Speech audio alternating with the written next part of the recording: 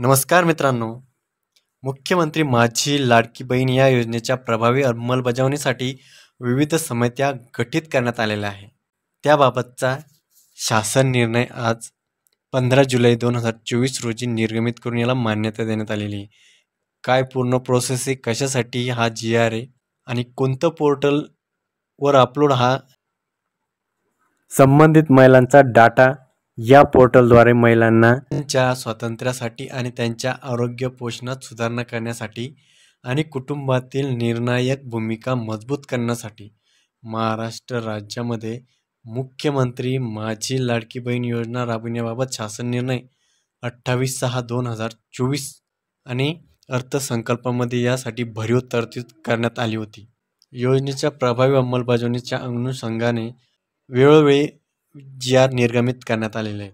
या योजनेच्या प्रभावी अंमलबजावणीच्या अनुषंगाने सदर शासन निर्णय निर्गमित करण्यात आलेला आहे. ही समिती लाभार्थी नोंदणी पोर्टल समिती म्हणून घोषित करण्यात आलेली आहे. योजनेअंतर्गत उपरोक्तप्रमाणे प्रत्येक महिला तिच्या आधार लिंक केलेल्या स्वतःच्या सक्षम बँक खात्यात थेट लाभ हस्तांतरण पद्धतीने सदर योजनेचा लाभ जलद गतीने देण्याची प्रणाली निश्चित करण्यात येणार आहे. आवश्यक त्या ठिकाणी संबंधित बँक, पोस्ट पेमेंट बँक आदी यंत्रणांशी समन्वय साधून लाभदायी आणि सुसूत्रता व गती देणे या योजनेचे मुख्य हेतू असणार. ही समिती महिलांसाठी स्थापन करण्यात आलेली आहे. म्हणजे जे काही अर्ज असेल, महिलांच्या तक्रारी असेल, निवारण असेल, त्यांच्या अडीअडचणी असेल आणि जे शासनाने नमूद केलेल्या अटी शर्तीचं पालन राहून ही समिती देखरेख करणार आहे.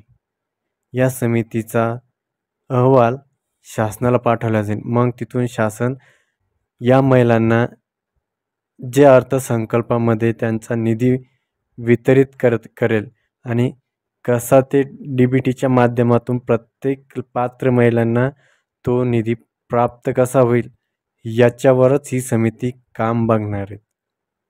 त्यामुळे ही समिती गठीत करण्यामागचा हाच उद्देश आहे.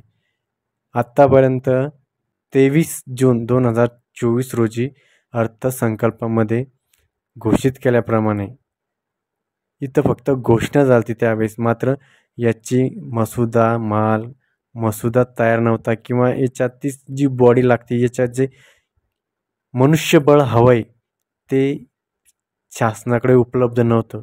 आता ते वेळोवेळी GR काढून काही अटी शर्ती शिथिल करून आणि महिलांना ज्या अडचणी सामोरे जाणं लागत आहे, ताणतणावापासून दूर कशा होतील हीच समिती याच्यासाठी स्थापन करण्यात आलेली आहे.